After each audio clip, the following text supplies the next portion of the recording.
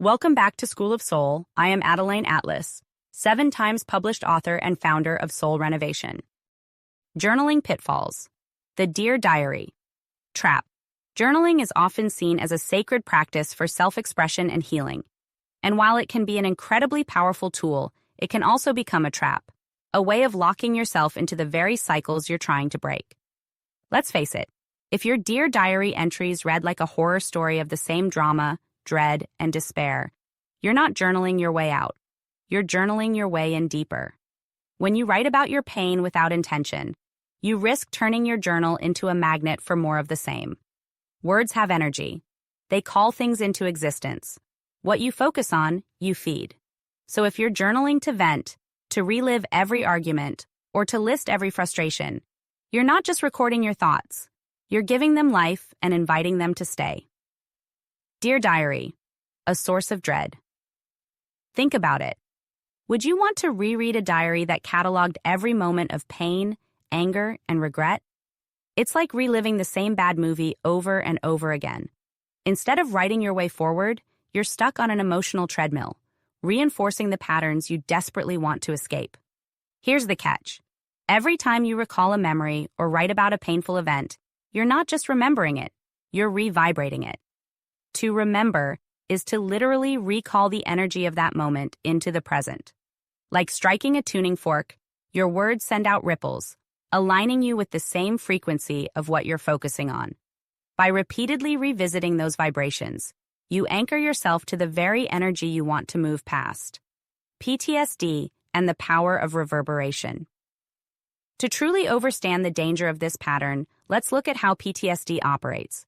When someone experiences a traumatic event, the body and brain tag that moment with a heightened emotional charge. It's like the body saying, "This was big, remember this, be ready for it to happen again." This process, called experience matching, is the body's way of keeping you safe. But here's the catch. The brain doesn't differentiate between the original event and a trigger.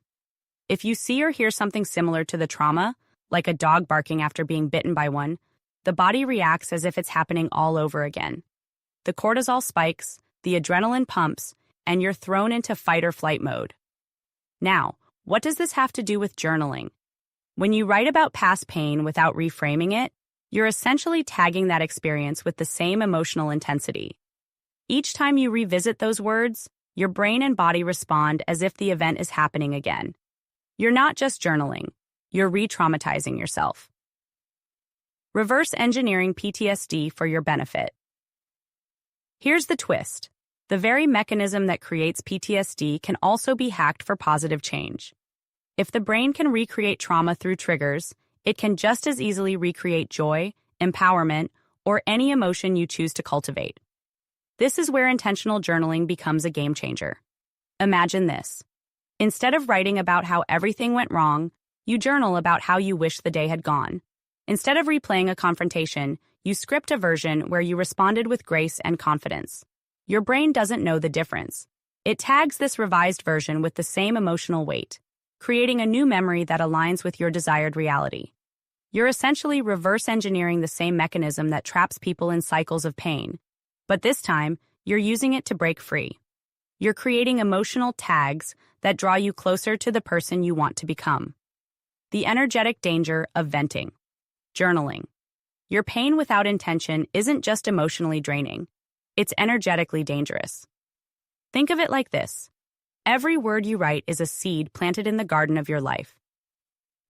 If you keep planting seeds of frustration, doubt, and anger, don't be surprised when those weeds start taking over. Instead of venting about everything that went wrong, shift your focus to what you want to create. Instead of writing, "I hate my job," try, "I'm grateful for the new opportunities coming my way." Instead of, "I'll never find love," write, "I am attracting a partner who loves and supports me fully." The law of reversal. Let's talk about the law of reversal, a concept that's as old as psychoanalysis and as relevant as ever. Sometimes, doing the opposite of what feels natural is the key to breaking free from negative patterns. For example, chasing after someone often makes them pull away, while stepping back makes them come closer. The same logic applies to journaling. If you're used to writing, "Dear Diary, I'm so overwhelmed," flip the script. Write, "Dear Diary, I'm handling everything with ease and grace." This isn't about ignoring your struggles. It's about training your mind to see solutions instead of problems.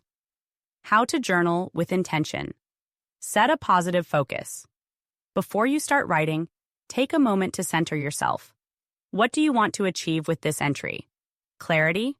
Gratitude? A vision for your future? Reframe the narrative. If you're reflecting on a challenge, focus on the lessons learned or the strength gained. Instead of, "I failed," try, "I learned something valuable." Write in the present tense. Your subconscious mind responds best to present tense statements. Instead of, "I will be happy," write, "I am happy now." Use affirmative language. Avoid negative phrases like "I don't want" or "I can't." Instead, write about what you do want. "I am attracting abundance and opportunities." Review your entries. Periodically revisit your journal to see how far you've come. Let your words inspire and motivate you, not hold you back. Your journal isn't just a place to vent, it's a tool for creation. When used intentionally, it becomes a sacred space where you script the life you want to live, rewrite the past to serve you, and plant seeds for a future filled with possibility. Remember, Dear Diary doesn't have to be an invitation to dread. It can be a love letter to the life you're creating. One word, one page, one day at a time. If you like this subject and you would like to learn more, order your copy of School of Soul, Every Word on Amazon, and learn the true power of the spoken word.